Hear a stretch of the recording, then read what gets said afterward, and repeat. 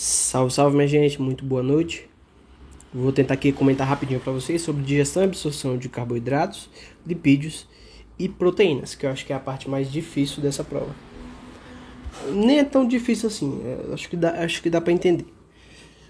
Vão ver coisas muito mais difíceis para a gente entender lá na frente, mas começando pela digestão dos carboidratos, o que acontece? Essa digestão se inicia na boca.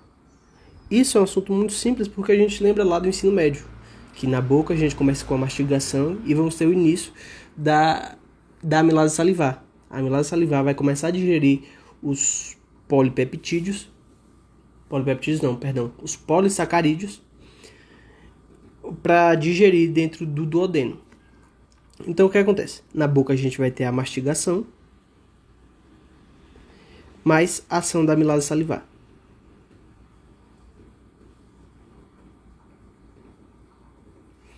E o que acontece aqui, gente? Na boca a gente tem que lembrar de 3 glândulas. A glândula parótida, que fica mais à frentezinha assim da orelha, parótida. A glândula sublingual, que fica abaixo da língua. E a submandibular.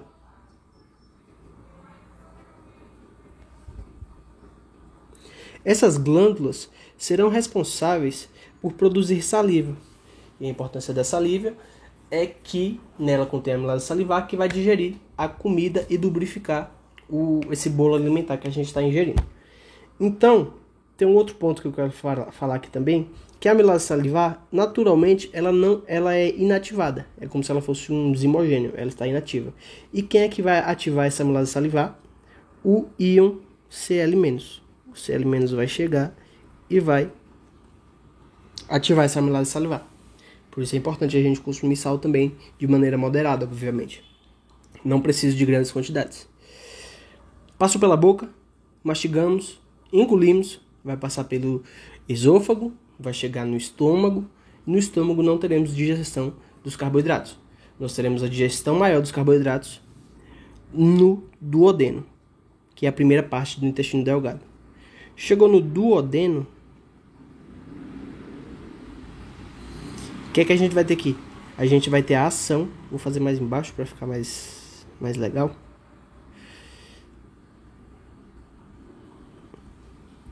No duodeno, a gente vai ter a ação da amilase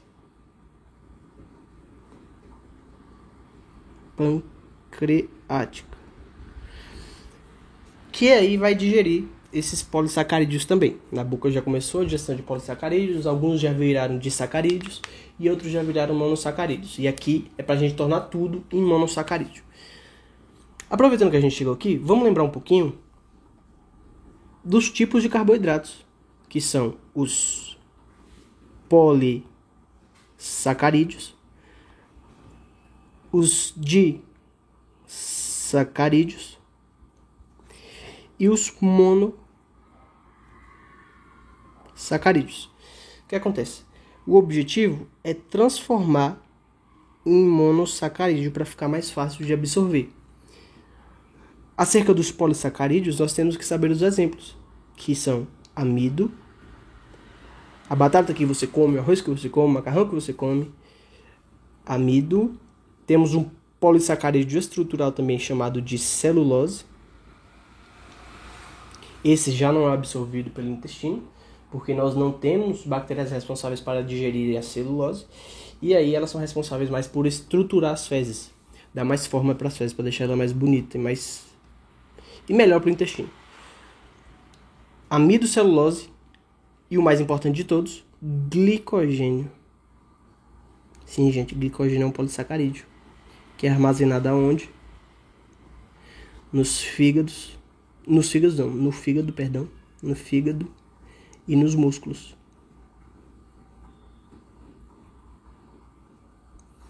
Tem que lembrar isso. Glicogênio é um polissacarídeo. Acerca dos disacarídeos, eu faço um mnemônico para lembrar de Lionel Messi. Eu gosto de futebol, né? E ele foi jogar na MLS, que é o torneio dos Estados Unidos. E aí eu vou lembrar de quem? Já esqueci. É lactose, sacarose e maltose. Eu deixei maltose pro final porque eu acabei esquecendo dela. Eu lembrei quando eu estava escrevendo. Dentre os monossacarídeos, eu vou lembrar do acrônimo GFG. Olha que belezura. Glicose, frutose e galactose.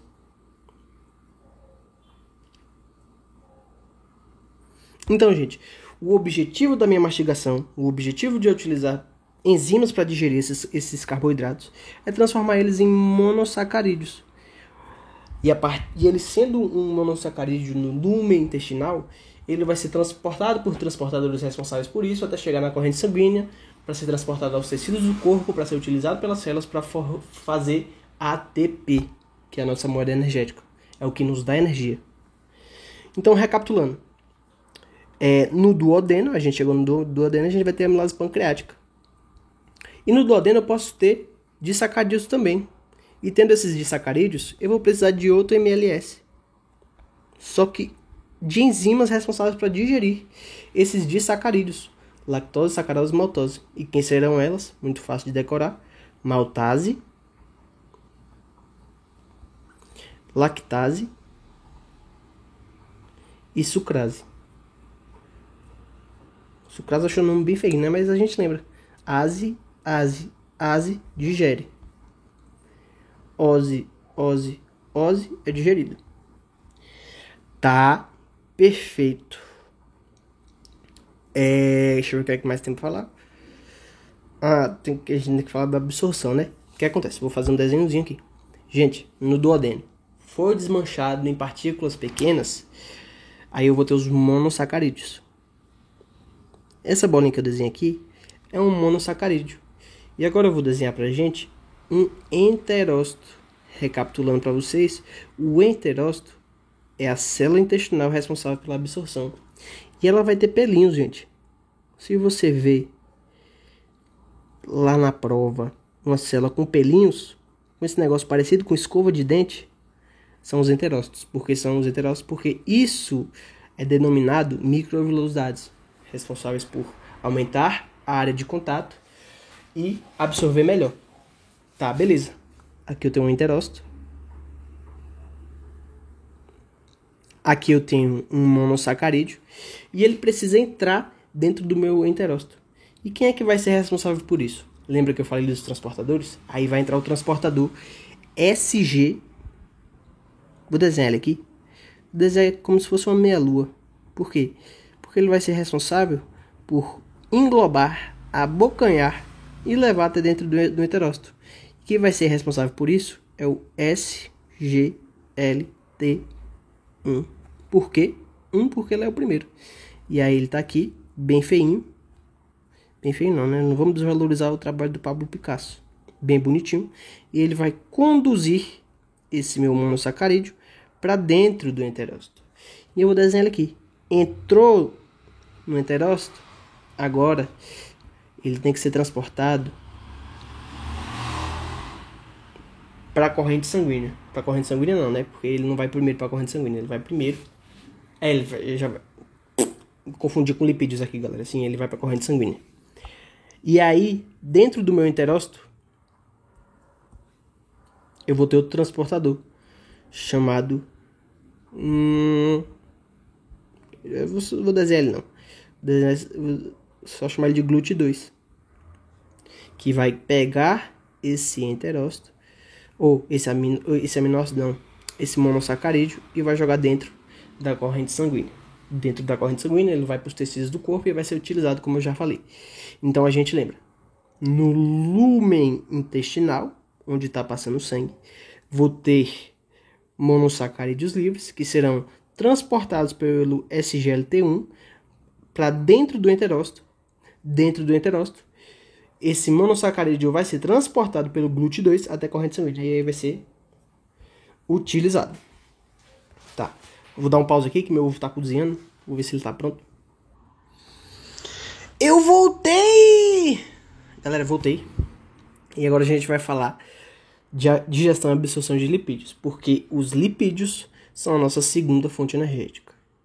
Apesar do lipídio conferir 9 quilocaloria por molécula, em contrapartida das 4 quilocalorias dos carboidratos. Então, já que eu já cheguei nisso aqui, vamos se perguntar: por que o lipídio, que tem 9 quilocalorias por molécula, é a segunda via energética, e o carboidrato, que tem 4, é a primeira via energética? Ou seja, se esse aqui libera mais energia, por que ele não é o primeiro? E aí a gente entra no conceito de anaerobiose e aerobiose. Ou seja, o lipídio não é utilizado como primeira via energética porque ele só é utilizado em condições aeróbicas. Eu só uso o lipídio quando tem oxigênio, diferente do carboidrato. No carboidrato, eu posso utilizar ele para fazer energia, para fazer ATP, tanto em aerobiose, no exercício de corrida, ou em anaerobiose, no exercício de musculação. O que acontece? Você lembra lá, no citoplasma da célula, a gente vai ter a molécula de glicose, que vai sofrer glicólise e formar 2 piruvatos. Ou seja, eu formei 2 piruvatos. Em aerobiose, eu vou para a cadeia respiratória, para o ciclo de Krebs e fosforilação oxidativa. Em anaerobiose, eu vou para a fermentação lática. E aí é isso. Essa é a principal diferença do porquê o lipídio é a segunda via energética. Porque ele só é utilizado em aerobiose. Eu não utilizo ele em anaerobiose. Tá? Então, bora lá. Digestão dos lipídios. A digestão dos lipídios. Ela não começa na boca. Ela vai começar no estômago. E aí nós vamos pegar uma briga séria. Por quê?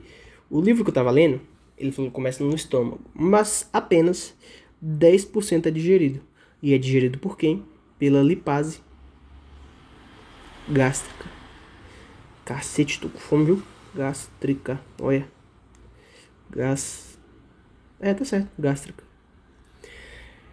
Começa no estômago e 10% é digerido nas lipases gástricas. Pelas lipases gástricas. E a maioria vai ser digerida no duodeno. Através, 90% vai ser digerido pela lipase pancreática. E quem? O cachorro que todo mundo já teve. Billy. Pela Billy. Caramba, essa piada foi boa, eu pensei agora. Já tive um cachorro chamado Billy. Minha tia tem um cachorro chamado Billy. Minha avó tinha um cachorro chamado Billy. Tá, beleza. Comi gordura, comi aquela picanha com muita gordura, chegou no meu duodeno. E aí o que acontece? No duodeno, como é que eu vou desenhar isso aqui? Tá, vou desenhar isso depois, porque senão vai ficar muito ruim. Tá, beleza. Chegou no duodeno, a gente sabe que vai ter o ducto colédoco, que vai desembocar no duodeno. E ele vai soltar a bile lá dentro, e o pâncreas também vai soltar a amilase pancreática. O objetivo desses dois é desmanchar os grandes glóbulos de gordura em pequenos glóbulos de gordura.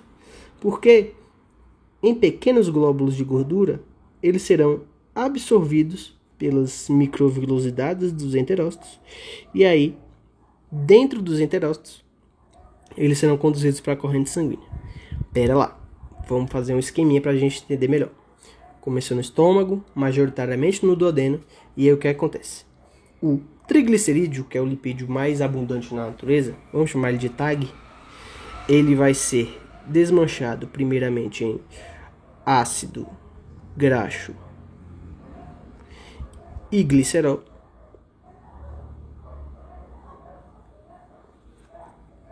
O que é que acontece? Esses ácidos graxos não são tão bem absorvidos pelos enterócitos. Por quê? Porque a gordura é apolar, e apolar só se mistura com apolar. A corrente sanguínea é um meio polar. E então, o que acontece? Deixa eu ver. Galera, eu vou pegar uma gordurinha dessa aqui, vou dar um zoom para ficar melhor de entender. Antes da gente entrar nos enterócitos, a gente vai formar as micelas. Por quê? Sais biliares vão acoplar nessa minha molequinha de gordura e vai formar uma micela. Uma micela é isso aqui, parece um satélite, né? Tem a gordurinha aqui, os sais biliares em volta, e aí eu formei uma molécula polar, que pode ser conduzida para dentro dos enterócitos. Então tá, vai ser transportada pelas micelas até enterócitos.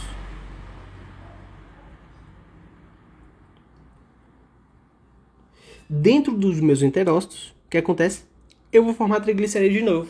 Ah, Lucas, quer dizer que eu desmancho para formar de novo?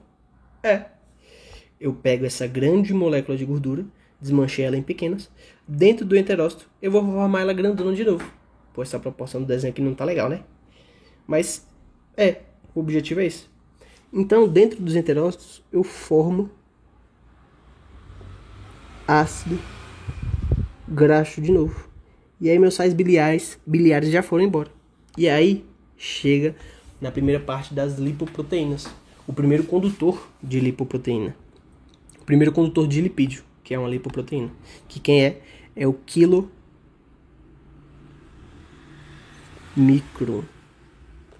É a lipoproteína que mais contém triglicerídeo.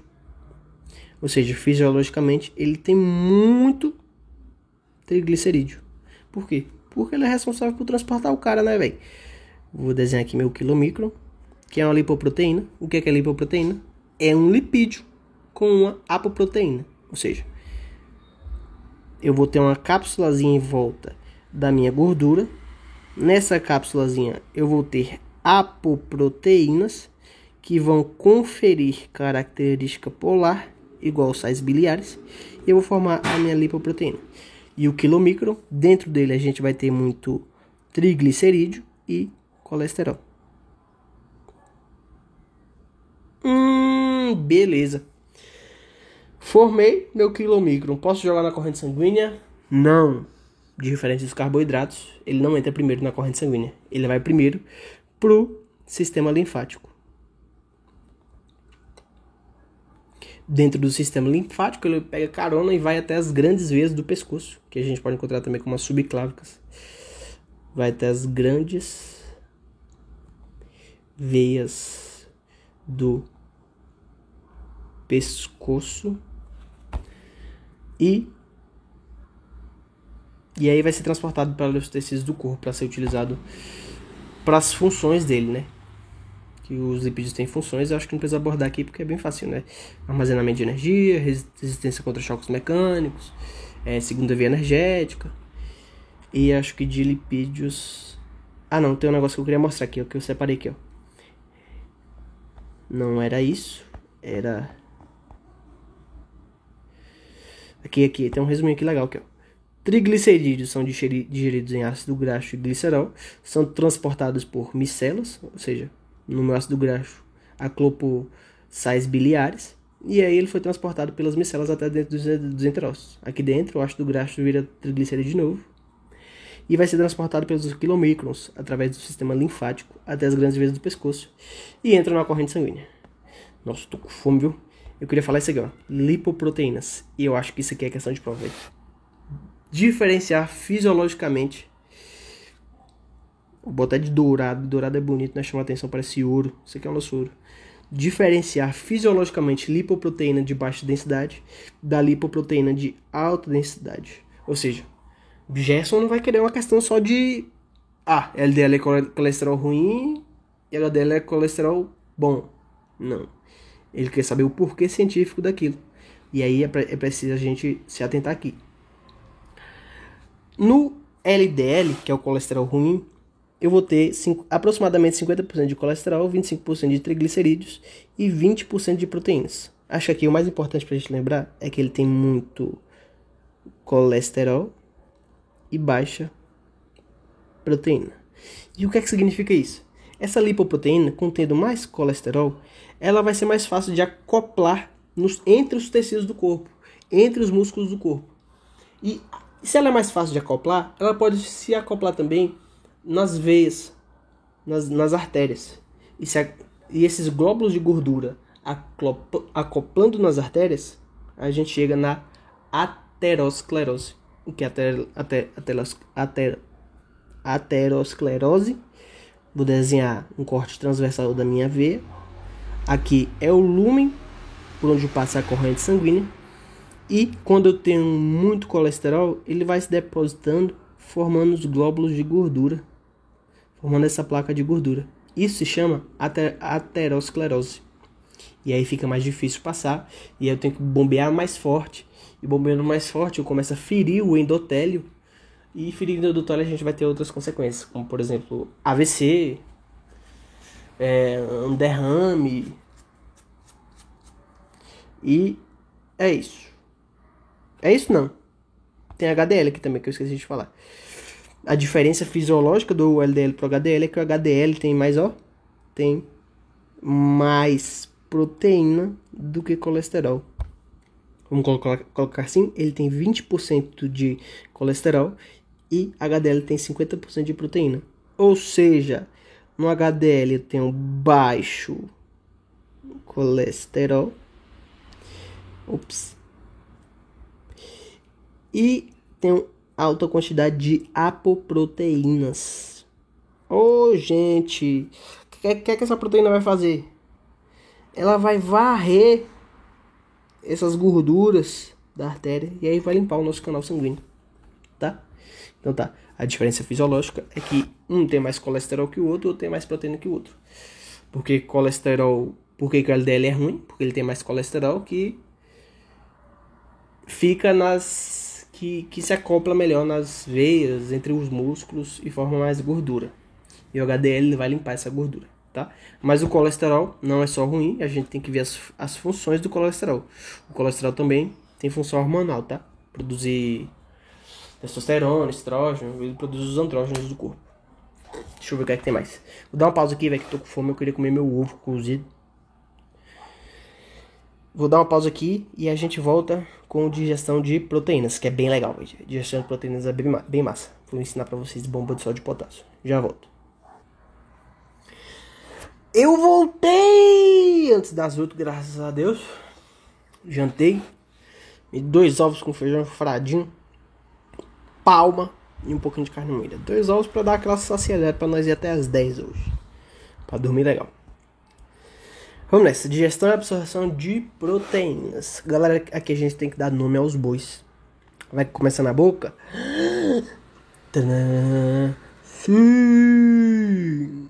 Não quimicamente, mas fisicamente. Porque mastigação. Tá. E quimicamente? Onde é que ela começa? No estômago. E aqui a gente tem que dar nome aos bois. Quem são os bois? O HCl e a pepsina. Galera, tô no churras, comi fraldinha, mastiguei, chegou no meu estômago. Como é que essa proteína chega? Como é que esse bolo alimentar chega? Ele chega lá e eu vou ter as proteínas. A proteína é uma molécula 3D, ela vai chegar mais ou menos assim, ó. Ela vai estar dando trabalho. E o que é que a HCl vai fazer? Ele vai desnaturar essa proteína, ou seja, ele vai linearizar essa proteína. Ou seja, antes o que era 3D, agora passa a ser 1D. Ou seja, o HCl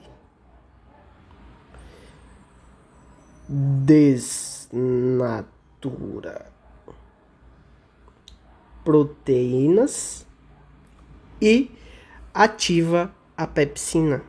Por que ele ativa a pepsina? Porque a pepsina é um zimogênio.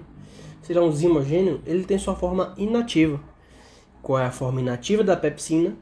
É o pepsinogênio. Ou seja, o HCl também vai ser responsável por ativar pepsinogênio em Pepsi Cola. Tô brincando. Pepsina. Pepsina. Aí eu fui longe demais. Desculpa aí, galera. Tá. desnaturei minhas proteínas e dentro do estômago vai vir a pepsina e vai clivar essa proteína. Ou seja, a proteína, que é um conjunto que é um polímero de aminoácidos, ela vai diminuindo. E aí, o que é que acontece? Diminui um pouquinho em várias partes, a gente vai chegar no duodeno.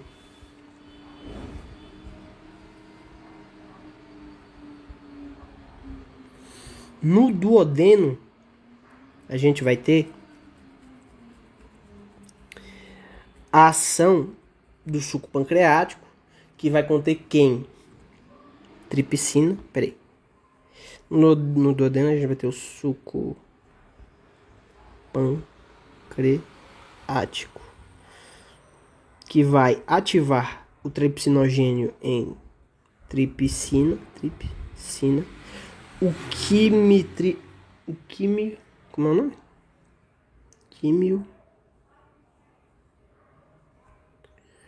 Quimiotripsina. Acho que é isso. Nem lembro mais. Vai ativar tripsina, o tripsinogênio em tripsina, quimiotripsinogênio em quimiotripsina, que vão digerir mais ainda os pedacinhos de proteína que ficou. Ou seja, vai digerir mais, vai desmanchar mais.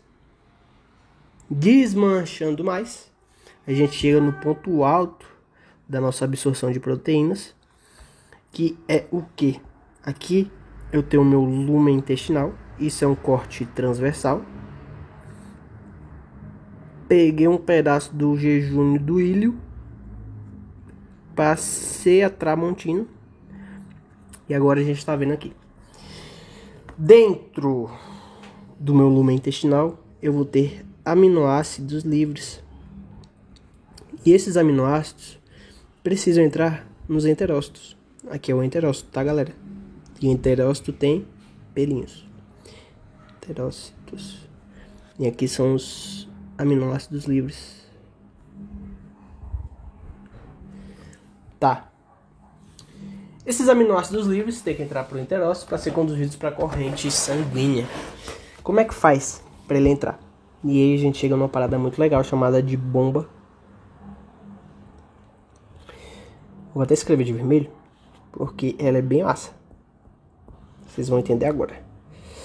Bomba de sódio e potássio. Tô com aminoácido livre no lumen intestinal. O que é que vai acontecer? A bomba de sódio e potássio vai jogar 3 Na+ para fora do meu enterócito e vai colocar dois íons de potássio para dentro do enterócito. O que acontece? Vou diminuir aqui minha canetinha para ficar mais fácil de entender. Vou colocar de vermelho, porque o que é que o enterócito vai fazer na bomba de sódio e potássio? Ele vai expulsar 3 Na+, vai colocar para dentro 2K+. E o que é que acontece? Fazendo isso eu gasto uma moeda energética. Eu gasto 1 ATP. O que acontece, gente? Gente do céu. O nosso aminoácido livre vai ser transportado por transporte ativo secundário. Por quê? Ele vai pegar uma carona com esse 2K+. Vou fazer melhor. Pegar esse aqui. Ixi Maria, tá ruim. Ele vai pegar uma carona com esse 2K+. E o 2K+ vai carregar. Pera aí. Porra. Desculpa, vixe Maria. Desculpa o palavrão, gente. E o meu 2K+ vai levar o meu aminoácido para dentro do enterócito. Por transporte ativo secundário. Por que é secundário? Porque ele pega uma carona com o 2K+. Tá? Essa é a bomba de sódio e potássio. Eu gasto uma moeda energética para absorver aminoácidos. É somente essa a função da bomba de sódio e potássio? Com certeza não. Mas ela é utilizada também para absorver aminoácidos livres. Então tá. Absorvi o meu aminoácido. que é que acontece, cara? Esse aminoácido dentro do enterócito vai ser conduzido para a corrente sanguínea. Corrente sanguínea. Na corrente sanguínea, ele será conduzido aos tecidos do corpo. E esse tecido do corpo vai pegar esses aminoácidos para fazer proteínas celulares. Por quê? A proteína é bastante importante para as reações químicas e homeostase do corpo. Ou seja, peguei esses aminoácidos livres, transformei em proteínas celulares a partir da captura dos tecidos do corpo. Beleza. Sobrou o aminoácido, ele vai para quem? Para o cara que mais trabalha nesse organismo, o fígado. O fígado é o cara. A gente vai chegar lá no fígado. Vamos fazer assim, vamos fazer assim. No fígado, o nosso aminoácido, que ele é composto também, ele tem um grupo amino em sua estrutura, ele vai ser desaminado. Peraí, vou fazer bonitinho aqui. O aminoácido vai ser desaminado, ou seja, eu vou retirar um grupo amino desse aminoácido e vou formar NH3. Esse NH3 vai se transformar rapidamente em NH4+. E esse NH4+ é altamente tóxico para o organismo, ou seja, ele precisa ser convertido rapidamente em ureia através do ciclo da ureia. E o NH4+, acho que é amônio, ele é extremamente tóxico, ou seja, a alta concentração de NH4+ vai causar encefalopatia.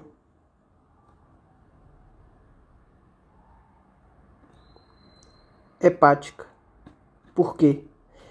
A alta concentração de amônio na corrente sanguínea induz uma insuficiência hepática.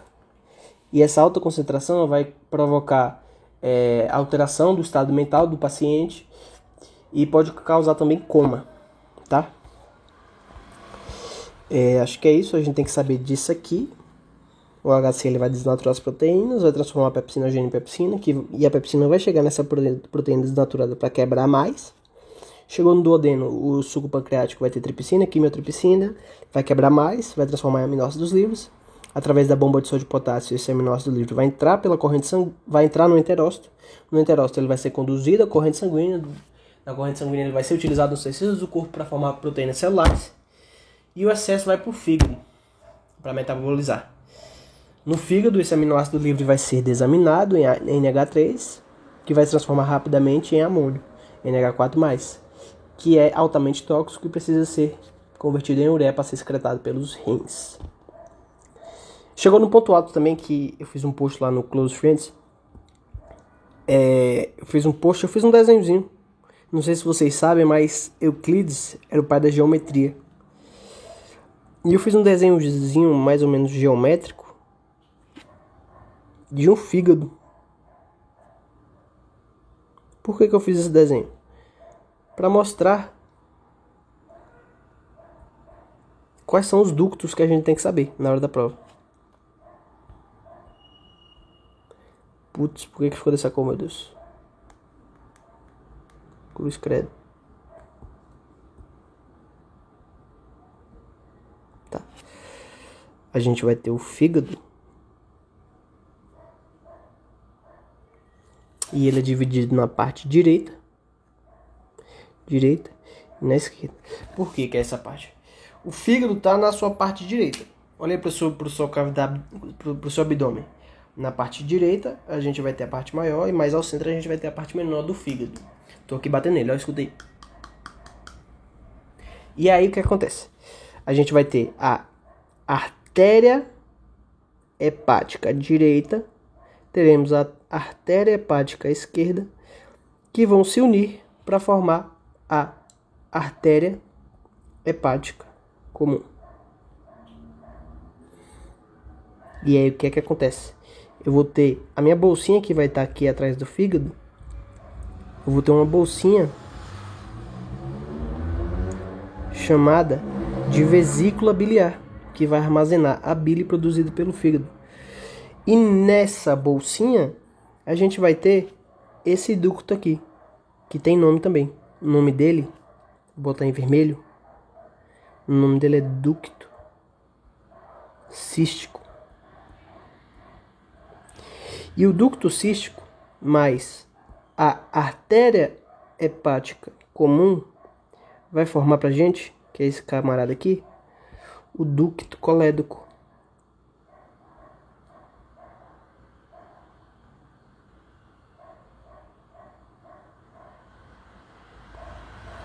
Que ele vai desembocar onde? Na papila maior do duodeno. Ou seja, eu vou ter o nosso duodeno aqui. Aqui nós teremos o nosso pâncreas.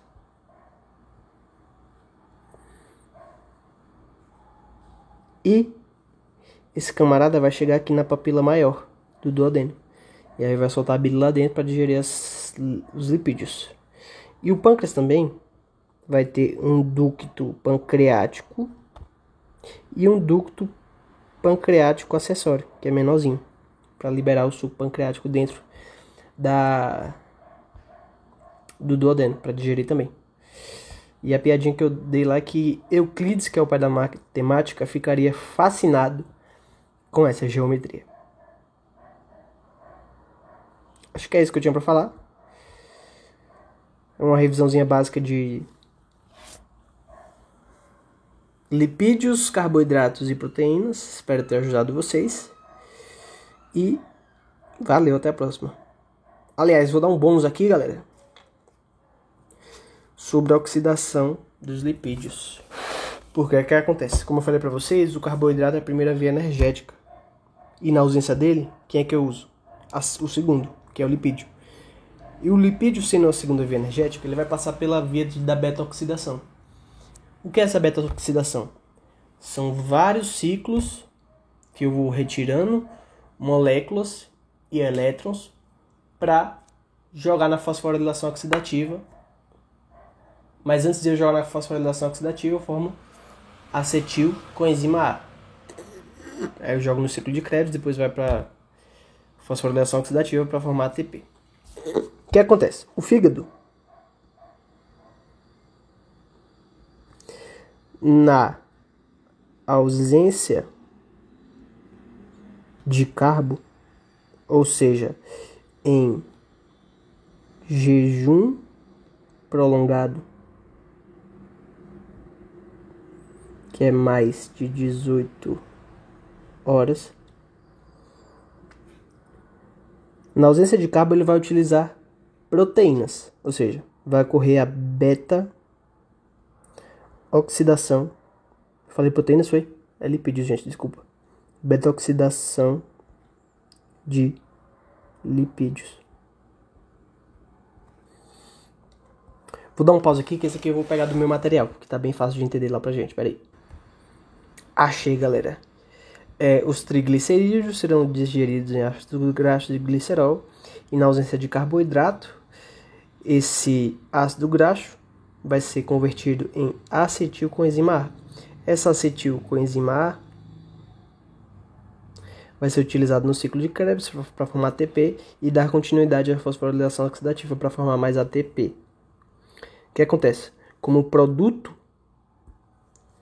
da oxidação de lipídios e proteínas, a gente vai ter os corpos cetônicos.